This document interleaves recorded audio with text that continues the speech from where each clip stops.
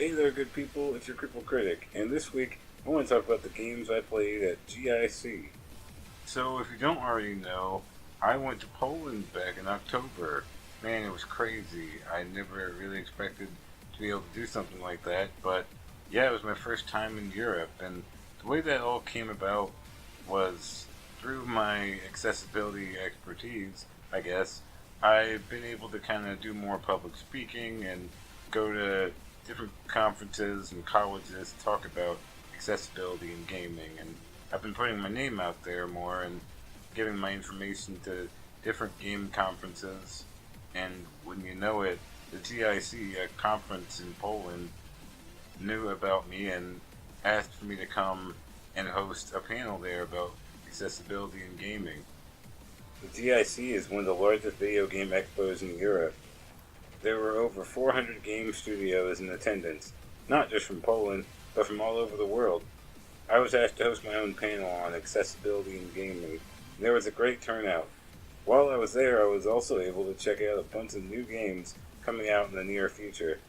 Just to be clear, most of these games are still in development, so the game and the controls may change drastically before they're released. Anyway, I'll give you some brief overviews. First, The Way Back. The Way Back is a first-person horror game made by Alrauna Studio. This game has you searching for an old friend in the hometown you grew up in. On the surface, the town seems like an ordinary Polish community, but while I played the demo, I noticed a lot of strange and extreme religious iconography. For instance, I interacted with a giant naked statue of Jesus on the cross. Whether this was an intentional placement in order to show the player what the town was like, or an unimportant detail, is unclear. Either way, that really stood out to me, and it was weird, but interesting.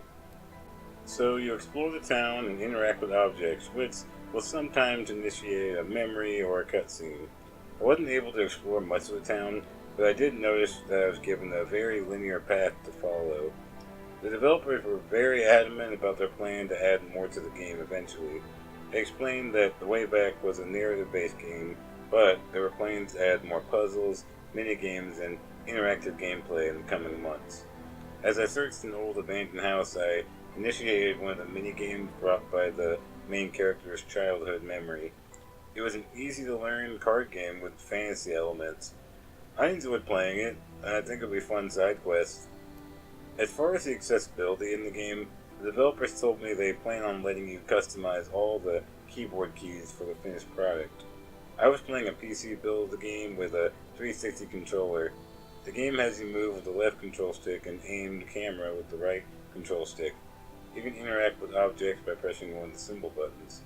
I have no idea whether there will be tense horror scenes that require you to move quickly or react in a timed manner.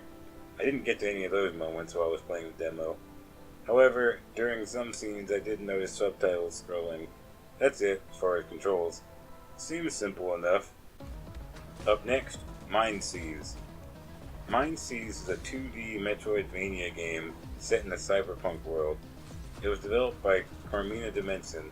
The game lets you explore different planets, defeat cybernetic enemies, and try and stop an enigmatic organization that steals the minds of the populace. From what I could tell, the story was very to the point. MindSeize has you learn while you play. The sci-fi setting has a dark style, and the enemies are designed with a really gross robotic look that I really like. In the game, you play as a private investigator fighting robots, but it also seems like you're some kind of cyborg as well. At certain moments in the game, you're able to seize the mind of other cybernetic creatures. Get it? MindSeize. A lot of the times, 2D side-scrollers are kind of a hit or miss for me, but I enjoyed playing this one. The combat in MindSeize consists of using a sword for close-range melee attacks and a gun for far-away projectiles. The sword is really powerful, but it takes more time to charge up, and the gun deals less damage, but lasts longer. Personally, I love that the gun had infinite ammo. It made the combat a lot more accessible, less fatigue during combat for me, and allowed me the choice to fight more enemies from far away. I appreciate this because many games in this genre tend to make projectile weapons useless or want you to use it in combination with something else. I played the game with a PlayStation controller they had hooked up to a PC. The gameplay already felt perfectly suited for a console experience, and I was told they were pushing to eventually release it on PlayStation 4 and Xbox One. Developers also said they plan on making controls completely customizable for the finished release of the game. It seems much needed because I kinda got stuck on one level. I had trouble jumping while also having to hold down one button to hang onto a wall while also having to hold up on the control stick all at once. Yeah, so streamlining controls would be helpful. Finally, we have the game Playerless. Playerless was by far my favorite game to play at the conference. It was set up at a table and it immediately caught my eye because of the bright red button placed out in front. They had a red button on a box available for players to use to play the game. I'll get to what that's for in a minute. Playerless is a game within a game. It was developed by Moonlit Games. The closest genre I can compare it to is like a point-and-click adventure game, but even that doesn't describe it accurately. Playerless can be played by just pressing one button. It's justified within the story because the developers placed the game inside a broken arcade game. As the main character, you're tasked to communicate with the debug team working in the arcade game, using a combination of tapping and holding one button. So I talked to developers and I found out that Playerless came about from an idea during development at a game jam in Poland. Developers were given the task to create a game, the only limitation being they had to make a game where players could only press one button to play. The way Playerless is played is by tapping one button or holding it down. You tap once to see the selection and hold it down to select what you are hovering over. The mechanic works throughout the entire game, including dialogue choices, puzzles, and even the options menu. The developers also said that the one button could be customized however you liked. It could be one mouse click, one keyboard key, or potentially one switch control button. It all depends on you and your preference. It's such a cool concept. I'm not sure it was intentional, but I told the developers by doing what they did, they made the game much more accessible to disabled gamers. I'm really excited to see how this game turns out in the end. Really quick, I did want to talk about some of the other games I played at the GIC. I just didn't have a whole lot to say about them. The cool thing about the conference is that even though there was a lot of indie games there were also a few big name companies like Sony and Microsoft that were showing off some of their new games as well. I got to try some of them out. Now honestly, I only had a chance to play each game for like a minute or two, and a lot of that is because of just the limitations of the booth process. What I mean is, someone like me has trouble playing on one of these because of the limited space and the fact that each kiosk has a wired controller that only has like a short amount of extension, much like you would play a game at like a local game store and you can't really move the controller very far from the actual console. So because of that, I was never really able to get comfortable or play the game how I liked. But let's see, I got to play Assassin's Creed Odyssey for a little bit.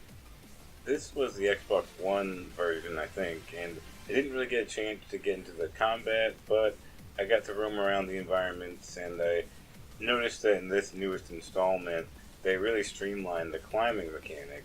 Before you'd have to press like several buttons to climb a building at once, but now if you just point yourself in the direction of something you can climb onto, it does it automatically, which is pretty cool.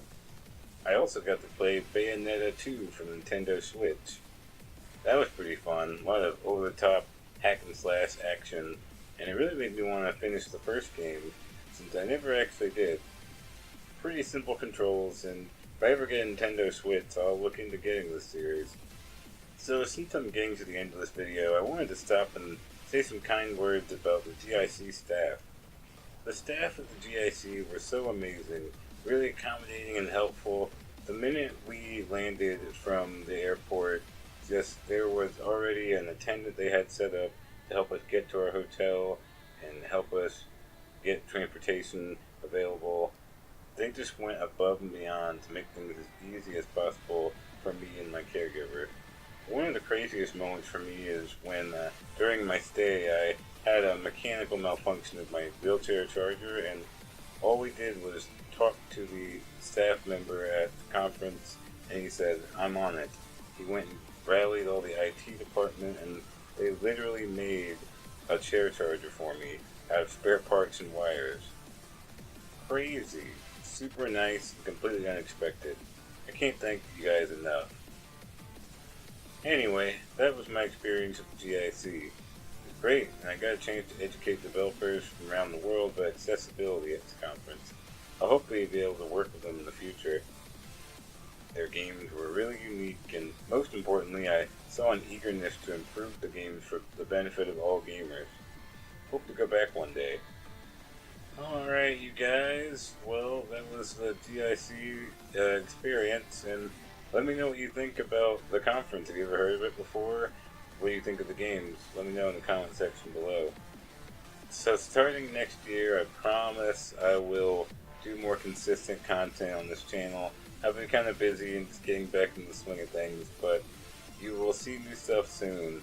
Anyway, thank you so much for watching, and as always, I will see you later.